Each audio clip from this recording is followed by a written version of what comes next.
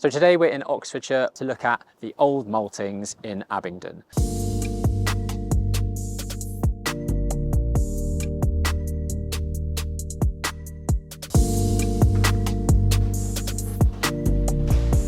So this is an office block. We've got planning approval to turn it into 16 flats under permitted development. We then enhanced the scheme and turned that into 20 units, and that has also now been approved under a full planning application with external works associated with that as well.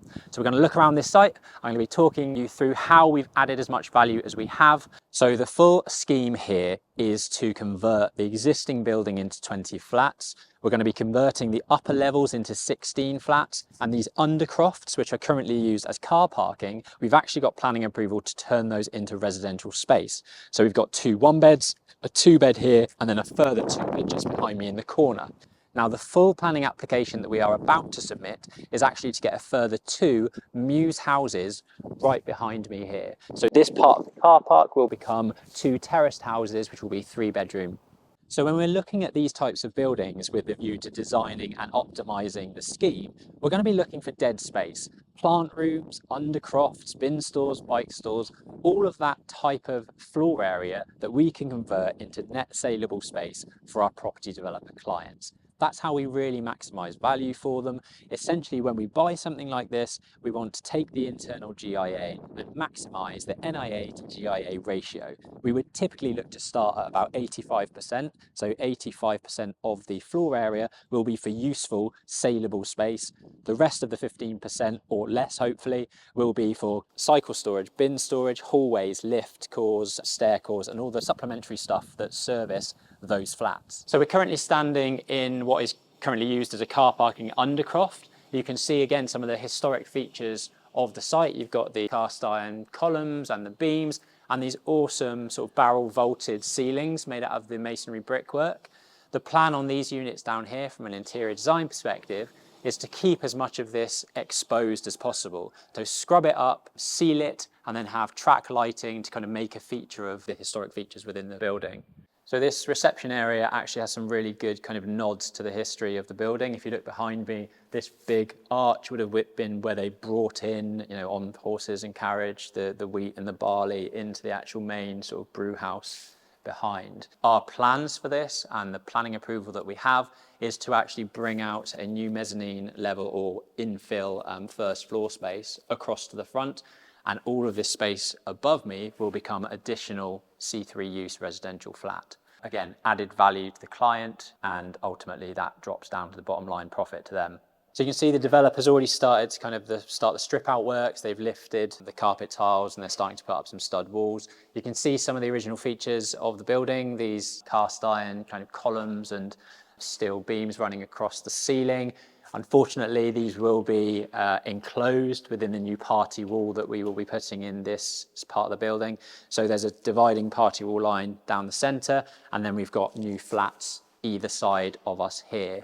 The full planning application that we hope to achieve is actually getting a balcony out at first floor level here so that we can knock down some of these window ledges, create a door out into some private amenity space for these flats. Again, a real sort of enhancement to the Class MA application that allowed us to get change of use internally, but then actually do an external works planning application to add all of these enhancements to really kind of add value to the units. So we are stood in what we've dubbed the turret. I don't really know what the fancy name for it should be, but we've called it the turret. Coming into this space, we are splitting it down the middle and creating a 3-bedroom split level flat where I stand here. So this will be the big kitchen, dining, living space. There'll be a set of stairs that goes up to what will be a new first floor level above us. So at the moment, we've just planned for 1 additional floor.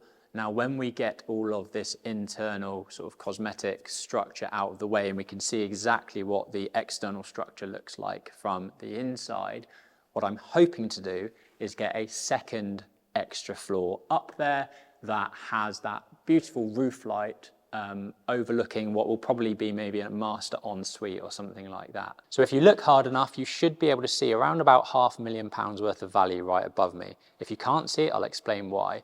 We're going to be extending a mezzanine level on our new first floor across where these steel beams are. We're going to be chopping out a lot of the existing king truss and the structure that you can see above us, and getting at least 7 bedrooms across this whole roof space. Now that's a huge amount of added value, and that's the type of thing that Aura Architecture and Interiors can do for our property developer clients. So as part of our external works application, we got a number of roof lights in the roof slope to let light into what will be that new roof space of bedrooms. Now that was a phased process that we had to go through. We essentially got the external works approved for the roof lights, and then we went in for a separate or enhanced Class MA permitted development planning application to then utilise the loft space.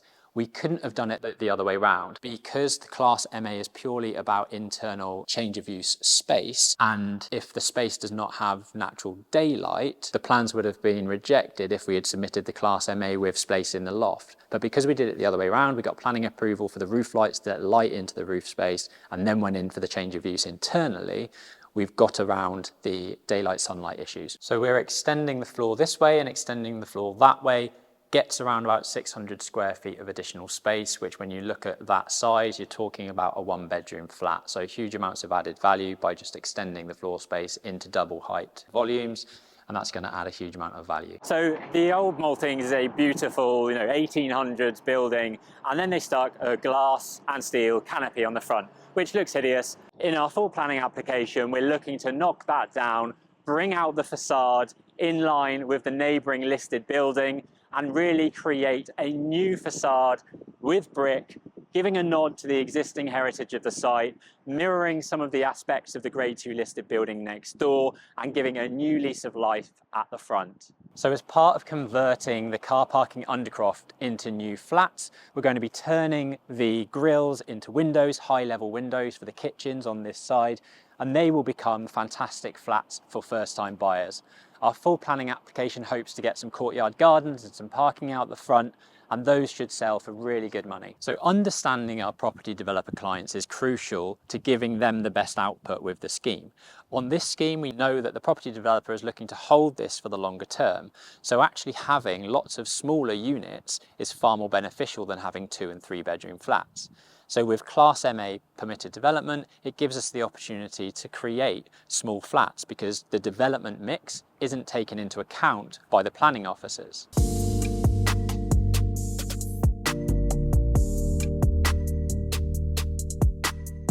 Thanks for tuning in. If you want to see more finished site tours, then head over to our playlist.